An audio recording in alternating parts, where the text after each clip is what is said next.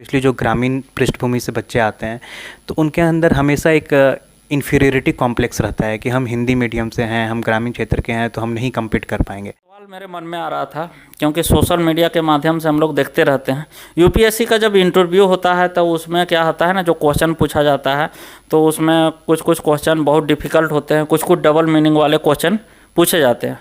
तो आप बताएं कि आपको इंटरव्यू में मतलब कैसा, जैसा नाम वैसा काम।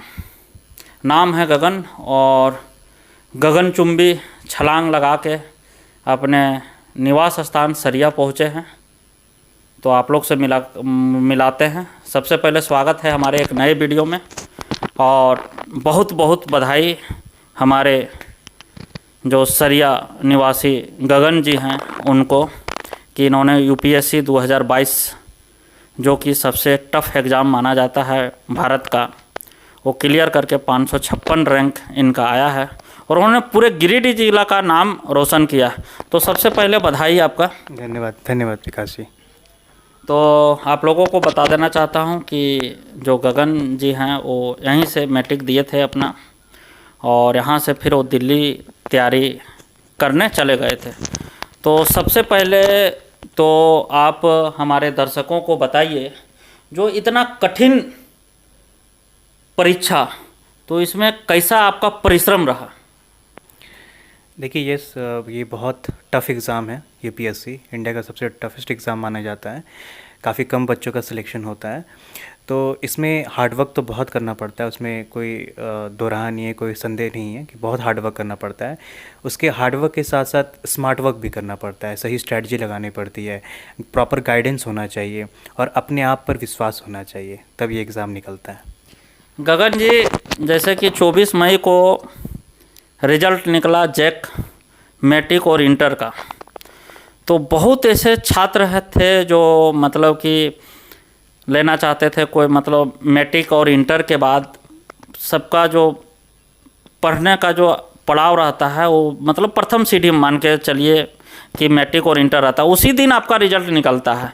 तो बहुत ऐसे छात्र आपको देख के मोटिवेट हो गए कि जो छात्र मतलब कि सोचते थे कि डॉक्टर बने, इंजीनियर बने, आपका रिजल्ट देख के और आपका लोगों में उत्साह देख के अब उन लोगों ने चेंज कर दिया कि हमको भी गगन भैया के जैसा बनना है। तो इस विषय में जो अभी के जो छात्र हैं, जो मैट्रिक और इंटर अभी ही देख के कोई फर्स्ट डिवीज़न, कोई 90%, 95%, तो उन छात्रों के लिए आप क्या मोटिवेट करना चाहेंगे उन छात्रों को? सबसे पहले जो छात्र हैं, सबसे पहले उनको अपना आकलन करना चाहिए कि उनका एप्टीट्यूड किस में है।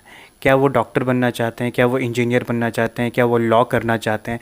सबसे पहले हर फील्ड को एक्सप्लोर करें, देखें कि किस फील्ड में क्या डिमांड रहता है, क्या रिक्वायरमेंट्स होती है और उनका टैलेंट, उनका एप्टीट्यूड किससे अलाइन करता है। तो उसके बाद ही निर्णय लें। अगर आपको लगता है कि आपका जो आप यूपीएससी करना चाहते हैं और आप समाज सेवा करना चाहते हैं, सिविल सर्विसेज में जा कर के देश के लिए कुछ करना चाहते हैं और आपका अगर एप्टीट्यूड है, तब इसके लिए भरपूर मेहनत करें और इसको परसू करें। ये नहीं देखें कि आप एक रूरल ग्रामीण पृष्ठभूमि से आते हैं या आप हिंदी मीडियम से आते हैं, क्योंकि मैं खुद एक हिंदी मीडियम का छात्र रह चुका हूँ। झारखंड बोर्ड से मैंने 10वीं और 12वीं की है, उसके बाद मैंने इंजीनियरिंग की और तब तक मुझे पता नहीं था कि मैं सिविल सर्विसेज करूंगा। उसके बाद फिर मैं कॉलेज में जा कर के जब मुझे पता चला सिविल सर्विसेज क्या होता है, तब फिर मैंने इसके बारे में इसको तैयारी करने की सोची। तो जैसा कि आपने बताया कि हमने इंजीनियरिंग की, तो इंजीनियरिंग करते करते कैसे मन में आ गया कि हम यूपीएससी की ओर जाएं? जब मैं कॉलेज में था तो कई सारे जो ऑफिसर्स हैं, सिविल सर्वेंट्स हैं, मैं उनके काम को देखता था। कई सारी स्टोरीज़ छपती थी कि कुछ आईएएस ऑफिसर ने वाटर कंजर्वेशन पे काम किया है, कुछ आईएएस ऑफिसर ने मेल नरिशमेंट पे काम किया है। उससे लगता था कि ये एक ऐसा पद है जिससे आप लोगों के जीवन को छू सकते हैं। और मेरे लिए सफलता का मायने ये है कि आप कितने ज़्यादा लोगों के जीवन को छू सकते हैं। तो वहाँ से मुझे प्रेरणा मिली। मैंने काम देखा लोगों का, आईएएस ऑफिसर्स का, फिर वहाँ से प्रेरणा मिली। फिर मैंने देखा कि क्या क्या पूछा जाता है सिविल सर्विसेज के एग्ज़ाम में, उसका एनालिसिस किया। फिर मैंने डिसीज़न लिया कि नहीं, मैं इस एग्ज़ाम को कर सकता हूँ और मुझे करना चाहिए। कितने बार प्रयास किया आपने, मतलब कितने बार एग्ज़ाम यूपीएससी का आपने दिया? जी देखिए, मैं सेकंड अटैम्प्ट में और थर्ड अटैम्प्ट में इंटरव्यू स्टेज तक पहुंचा, लेकिन अनफॉर्चुनेटली मेरा क्लियर नहीं हो पाया।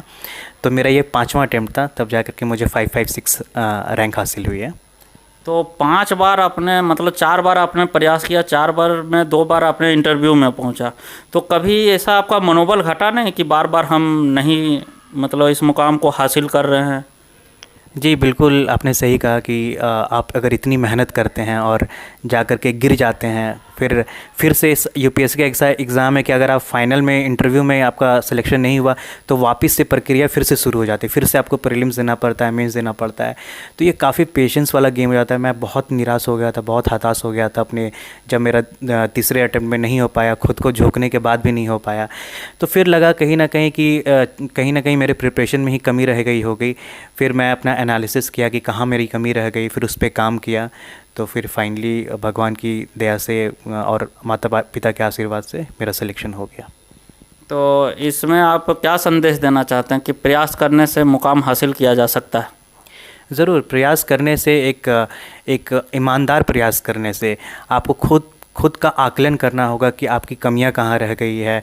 आप ये मत सोचिए कि दुनिया क्या कह रही है कि आपके 5 अटेम्प्ट चले गए हैं, 4 अटेम्प्ट चले गए, उम्र हो गई है शादी की, ये सब बातें, ये सब को साइड रखिए। आपको अपने आप पे भरोसा है, अगर लग रहा है कि आप क्लियर कर सकते हैं, अपने आप पे भरोसा है, तो अपना आकलन कीजिए और पूरे तरीके से एकदम ईमानदारी के साथ एग्ज़ाम की तैयारी कीजिए। आपका ज़रूर सिलेक्शन होगा। घर से कोई दबाव? बिल्कुल नहीं सर, बिल्कुल नहीं। मेरे घर से एटलीस्ट कोई दबाव नहीं था। हालांकि मैं रिलेटिव से ज़्यादा बात नहीं करता था, तो मुझे नहीं पता कि उनका कमेंट्स क्या रहता था मेरे लिए। लेकिन मेरे मम्मी पापा और जो मेरे दादाजी दादी माँ लोग, सभी लोगों ने मेरा बहुत सपोर्ट किया। हाँ, हालांकि उन्हें कंसर्न हमेशा रहता था कि ये बच्चा का अगर नहीं हुआ तो फिर क्या करेगा फिर। तो क्योंकि एग्ज़ाम काफ़ी अनसर्टेन है, यूपीएससी काफ़ी अनसर्टेन है, तो ये चीज़ था। तो एक सवाल मेरे मन में आ रहा था, क्योंकि सोशल मीडिया के माध्यम से हम लोग देखते रहते हैं, यूपीएससी का जब इंटरव्यू होता है तो उसमें क्या होता है ना, जो क्वेश्चन पूछा जाता है तो उसमें कुछ कुछ क्वेश्चन बहुत डिफ़िकल्ट होते हैं, कुछ कुछ डबल मीनिंग वाले क्वेश्चन पूछे जाते हैं। तो आप बताएं कि आपको इंटरव्यू में मतलब कैसा क्वेश्चन पूछा गया था? जी, डबल मीनिंग टाइप के जो क्वेश्चंस होते हैं वो शायद किसी किसी कैंडिडेट्स को पूछे जाते हैं, बट जहाँ तक मैं रिकलेक्ट कर पा रहा हूँ, मेरे को उस तरीके से क्वेश्चन नहीं पूछा गया था। मोस्टली मेरा जो क्वेश्चन था वो स्ट्रेट फॉरवर्ड ही था, तो उस टाइप का नहीं था। तो आपका क्वेश्चन क्या था, थोड़ा बताना चाहेंगे? जी, मेरे ज़िले से था, झारखंड से था, झारखंड राज्य से था। जैसे कि एक प्रश्न पूछा गया था कि झारखंड में जो है भारत का 40% खनिज संसाधन पाया जाता है, फिर भी झारखंड में गरीबी क्यों है। झारखंड राज्य का जब गठन हुआ तो झारखंड राज्य के गठन के बाद झारखंड का कितना विकास हो पाया है। तो इस तरह के प्रश्न थे कि यहाँ भी नक्सल एक्टिविटीज़ होती हैं झारखंड में, तो गवर्नमेंट का क्या अप्रोच है नक्सलिज़म को हैंडल करने में। तो इस तरह के क्वेश्चंस थे। और ये भी पूछा गया कि अगर आप ट्राइबल रीजन में हैं, ट्राइबल डिस्ट्रिक्ट में अगर आपकी पोस्टिंग हुई है, तो वहाँ पे ट्राइबल लोग का उत्थान कैसे करेंगे, उनके जनजाति लोग का विकास कैसे करेंगे आप। तो इस तरह के प्रश्न पूछे गए थे मेरे से। और एक प्रश्न था जो कि काफ़ी इंटरेस्टिंग लगा मुझे। उसमें पूछा गया, एक जो पैनल मेंबर थे उन्होंने पूछा कि आजकल हम लोग देखते हैं कि बहुत सारे सिविल सर्वेंट्स जो हैं सोशल मीडिया पे रहते हैं और वो अपनी पर्सनल पब्लिसिटी करते हैं, तो आप सोशल मीडिया ज्वाइन करोगे बाद में? तो और कैसे आप सोशल मीडिया को देखते हो जब आप डिस्ट्रिक्ट कलेक्टर हो या फिर आप एडमिनिस्ट्रेशन में हो। तो इस तरह का इंटरेस्टिंग सवाल पूछा गया था मेरे से। थोड़ा सा मेरे को ट्रिकी लगा ये, हालांकि मैंने इसका प्रश्न का उत्तर दिया। तो ये था एक प्रश्न। तो इसका जवाब हमको भी जानने का थोड़ा उत्सुक है, बताइए कि आपने क्या जवाब दिया था, क्योंकि बहुत अफसर देखते हैं कि सोशल मीडिया में जुड़े रहते हैं और अच्छा काम करते हैं। जी, तो मैंने उनको यही कहा कि सोशल मीडिया जो प्लेटफॉर्म है आज, एक बहुत इफ़ेक्टिव मीन्स है to communicate and to connect to the people. आप लोगों से जुड़ पाते हैं। तो और क्या होता है कि अगर आप देखें तो कई सारे लोग जो होते हैं सोशल मीडिया पे हायर ऑफिशियल्स को टैग कर देते हैं, अपनी प्रॉब्लम बताते हैं, अपनी समस्या बताते हैं, अपनी ग्रेवेंसेस को बताते हैं। और मैंने कई बार देखा है कि जब कोई आम आदमी परेशान होता है और ट्विटर के थ्रू या किसी सोशल मीडिया प्लेटफॉर्म के थ्रू किसी ऑफिसर को रिक्वेस्ट करता है उसके प्रॉब्लम को एड्रेस करने में, तो ज़रूर उसका जो ग्रेवेंस है उसको एड्रेस किया जाता है। तो एक बहुत अच्छा मीडियम है कम्युनिकेट करने के लिए, ग्रेवेंस एड्रेस करने के लिए। तो इस तरह से मैंने इसका उत्तर दिया था। सबसे लास्ट सवाल मेरा है कि जब आपका रिजल्ट निकला और जब आपको मालूम चला कि मेरा 556 रैंक है, तो आपको कैसा महसूस हुआ और सबसे पहले किसको बताया? जी, बहुत खुशी हुई कि मेरा फाइनली सिलेक्शन हो गया। मेरा सिलेक्शन बार बार रुक रहा था कुछ अंकों से, तो फाइनली इस बार सिलेक्शन हो गया, तो बहुत खुशी मिली। तो सबसे पहले मैंने अपने पापा को फ़ोन किया और उन्हें बताया कि फाइनली मेरा सिलेक्शन हो गया है। तो बहुत खुशी के पल थे वो।